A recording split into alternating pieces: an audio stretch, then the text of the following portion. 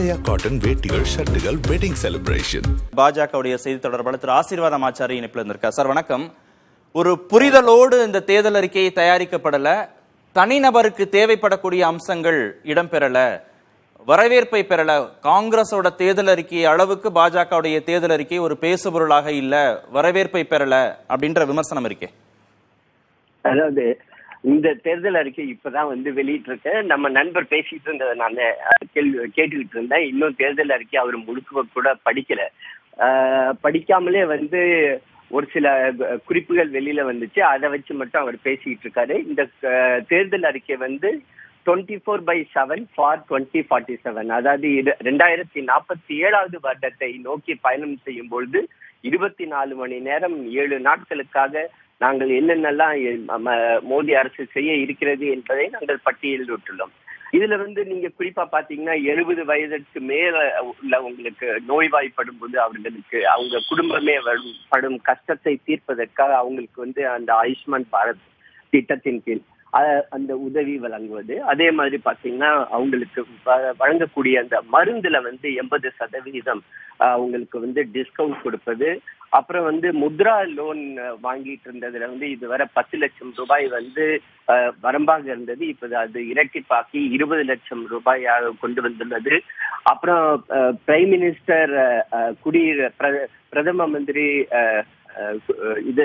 வீட்டு வசதி திட்டம் இப்ப 5 கோடி வீடுகள் வழங்கப்படுவது இரட்டிப்பாக்கப்பட்டு 10 கோடி வழங்கப்பட இருக்கிறது. ஒவ்வொரு வீட்டுக்கும் இலவசமாக குடிநீர் இதுவரை வழங்கப்பட்டிருந்தது. இப்பொழுது மின் வசதியும் இலவசமாக வழங்கப்பட இருக்கிறது.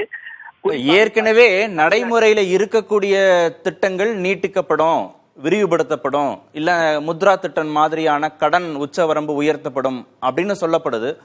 புதுசா என்ன அடுத்த 5 ஆண்டுகள்ல புதுசா என்ன உங்களுடைய செயல் திட்டம், புதிய வாக்குறுதிகள் என்ன அப்படின்னு காங்கிரஸோட ஒப்பிடுறாங்கல்ல, காங்கிரஸ் தேர்தல் அறிக்கையோட ஒப்பிட்டு பாக்குறாங்களே. அதாவது நாங்க இதுக்கு முன்னாடி 2014லயும் 2019லயும் செஞ்சதை நாங்க சொல்லி காட்டியிருக்கிறோம். அதாவது நாங்க கொடுத்த வாக்குறுதிகளை 100% மோடியின் கேரண்டியாக மக்களிடம் கொண்டு போய் செலுத்தியுள்ளோம். அதன் காரணமாகத்தான் இன்னைக்கு மக்களே அவளோட எதிர்பார்த்துட்டு இருக்காங்க. அடுத்த கேரண்டி, மோடியுடைய கேரண்டி என்னவாக இருக்கும் அப்படின்றது நாங்க சொல்றது மட்டும் அல்லாமல் செய்தும் காட்டியுள்ளோம். அதுதான் எங்களுடைய ட்ராக் ரெக்கார்டு. இப்ப தமிழையே எடுத்துக்கொண்டீர்கள் என்றால் திருவள்ளுவருக்காக திருவள்ளுவர் கலாச்சார மையங்கள் உலகம் முழுவதும் அமைக்கப்பட இருக்கின்றன.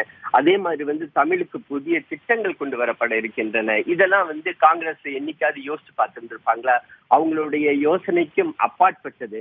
அதே மாதிரி இன்னைக்கு இன்ஃப்ராஸ்ட்ரக்சர் டெவலப்மெண்டாக இருக்கட்டும், எலக்ட்ரானிக் டிஜிட்டல் டெக்னாலஜியாக இருக்கட்டும், பார்மசூட்டிக்கல் இண்டஸ்ட்ரியாக இருக்கட்டும், இன்னைக்கு எந்த ஒரு இண்டஸ்ட்ரியாக இருந்தாலும் இன்னைக்கு உலக அளவில் இந்தியா தான் முன்னணியில் இருக்கிறது. அதனாலதான் அதை குளோபல் ஹப்பாக மாற்றுவோம் என்று இந்தியாவை மாற்றப்பட இருக்கின்ற ஒரு சூழ்நிலையை நம்ம பார்க்கின்றோம். அடுத்ததாக இப்ப மெட்ரோவை விரிவாக்கியுள்ளோம். அடுத்ததாக அதே புல்லட் ட்ரெயின், இன்னைக்கு சவுத்தை நோக்கி புல்லட் ட்ரெயின் வர இருக்கிறது. முதல் முறையாக சென்னையிலிருந்து டெல்லிக்கு நீங்க புல்லட் ட்ரெயின்லேயே பயணிக்கக்கூடிய ஒரு வாய்ப்பும் அமைய இருக்கின்றது. அடுத்ததாக பொது சிவில் சட்டத்தை நாங்கள் கொண்டு வர இருக்கின்றோம். ஒரே நாடு ஒரே தேர்தல் கொண்டு வர இருக்கின்றோம். இதெல்லாம் நாங்கள் வெறும் வாக்குறுதியாக மட்டும் சொல்லவில்லை. இந்த வாக்குறுதிகளை எங்களால் நிறைவேற்ற முடியும் என்ற ஒரு கேரண்டியையும் மோடி அவர்கள் கொடுக்கின்றார். முக்கியமான அம்சம். காங்கிரஸை பொறுத்தவரை அவர்கள் என்ன சொன்னாலும் அது மக்களுக்கு தெரியும்.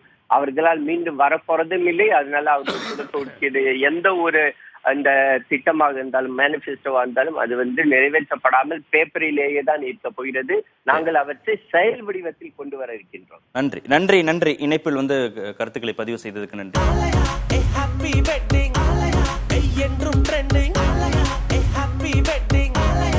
ஆலயா காட்டன் வேட்டிகள், ஷர்ட்டுகள், வெட்டிங் செலிப்ரேஷன்.